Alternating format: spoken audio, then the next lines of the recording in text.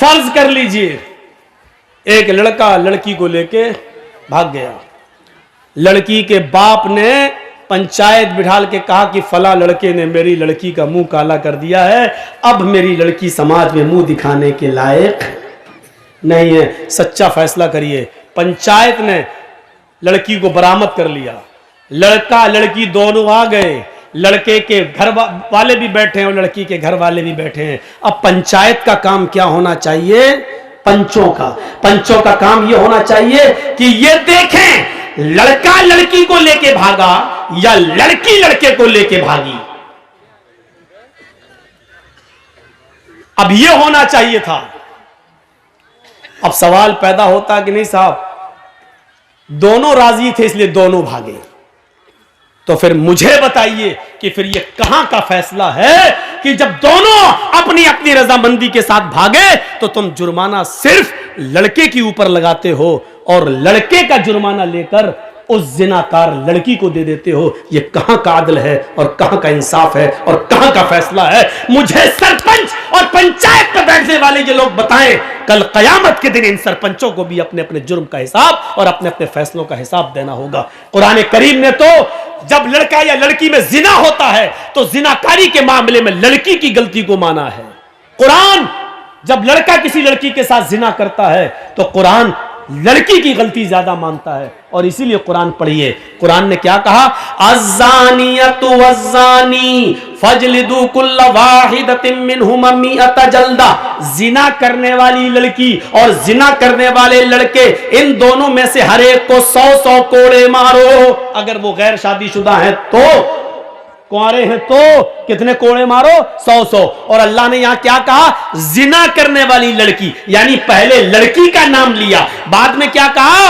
अज़्ज़ानियतु वज़्ज़ानी, जिनाकार लड़की और जिनाकार लड़का।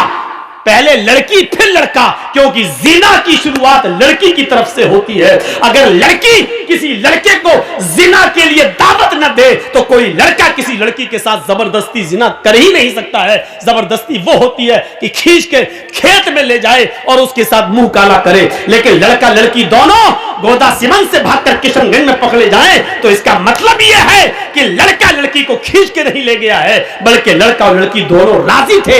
इसलिए किशनगंज, इसलिए उत्तर दिनाजपुर, इसलिए कटिहार, इसलिए दिल्ली या बंबई में पकड़े गए। लड़की इतनी दूर कोई खींच कर नहीं ले जा सकता है लड़की को, मेरे भाइयों।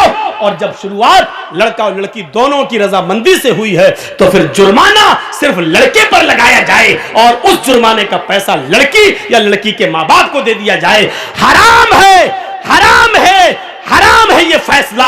और ये कमाई भी लड़की और लड़की के मां बाप के ऊपर हराम है, जो उसने लड़के से लेकर अपनी लड़की की जिंदगी के लिए और उसकी शादी के करने के नाम पर ली है। क्योंकि जब गलती दोनों की थी तो समाज का काम यह था कि अगर सजा दे सकते थे तो दोनों को सजा दें, और नहीं दे सकते थे तो आपने लड़के से जुर्माना लेकर लड़की को क्यों दिया?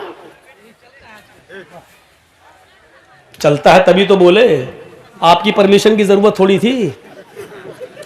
लगता है कि इसके ऊपर बीती हुई है, हमें ऐसे ही लग रहा है इसके ऊपर बीती होगी या इसके किसी भाई या किसी के ऊपर तो बहरहाल बीती है। एक आदमी हमसे बोला, मौलाना मियाँ बीवी के हुकूक पे बोलिएगा। हमने कहा मैं समझ गया, इसका मतलब वो अपनी बीवी से बहुत परेशान है। जो आदमी हमको कहता है इस पे बोलो, इसका मतलब ये है कि वो उसमें मुलव्वस है, वरना उसको क्या मतलब? मौलाना जो बोलेंगे कुरान हदीस बोलेंगे। तो ये पंचायत का फैसला मेरे भाइयों गलत होता है कि लड़के वाले से पैसे लेके लड़की को दे दिया जाए, नहीं। और शुरुआत जब लड़की की तरफ से होती है, बताइए कैसे हो सकता है जिना? रेप इस्लाम के अंदर अगर लड़के ने लड़की पर जबरदस्ती की तो लड़की पर तो सजा है ही नहीं, सिर्फ लड़के पर सजा है। और लड़की ने जबरदस्ती की, लड़के को खींचा, तो लड़की को सजा है, लड़के को सजा नहीं है। लेकिन जब दोनों ने रजामंदी के साथ किया है तो दोनों को सजा है इस्लाम के अंदर। मेरे भाइयों इसको सोचिए, साहब उसने लड़की के साथ ऐसा किया तो अब लड़की कहां जाएगी? जहन्नम में जाए। मेरे बाप का क्या जा रहा है, भागी क्यों? साहब लड़की का बाप परेशान है, जिंदगी भर मुंह नहीं दिखाएगा। अबे कमीने, तूने मोबाइल दिया क्यों था अपनी लड़की को? ना मोबाइल दिया होता, ना फोन पे बात होती, ना व्हाट्सएप चलता, ना भागने की नौबत आती। सारी गलती तो लड़की के बाप ने की है और सजा लड़के को मिले कि उससे पैसा लेकर लड़की के बाप को दिया जाए। मेरे भाइयों, ऐसी लोगों को दयूस कहा है कुरान ने, भड़ुआ। तेरी लड़की भागी कैसे? तेरी लड़की गई कैसे?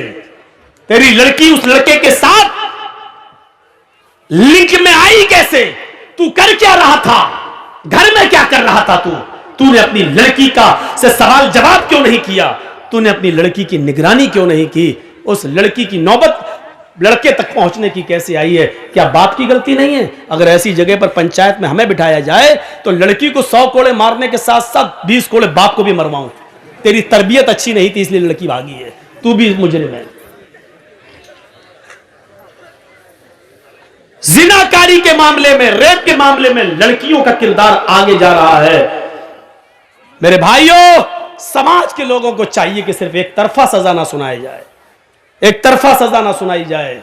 साहब, लड़के का क्या गया है? लड़के की तो शादी हो जाएगी, मेरी लड़की पे तो दाग लग गया है, ये नहीं चलेगा। लड़की पे दाग लग गया है, दाग लड़की ने खुद लगवाया है। मैं मानता हूं लड़के की भी गलती है, लेकिन सजा मिलनी है तो दोनों को मिलनी चाहिए थी। लेकिन सजा आप दोनों को कहां दे रहे हैं? लड़का लड़की को लेके भागा, दोनों अपनी अपनी मर्जी से भागे, दोनों अपनी अपनी मर्जी से गए, पंचायत फैसला सुनाती है 2 लाख रुपए लड़का लड़की को देगा। वाह साहब, ये कहां का इंसाफ है? ये कहां का न्याय है? ये चीज गलत है।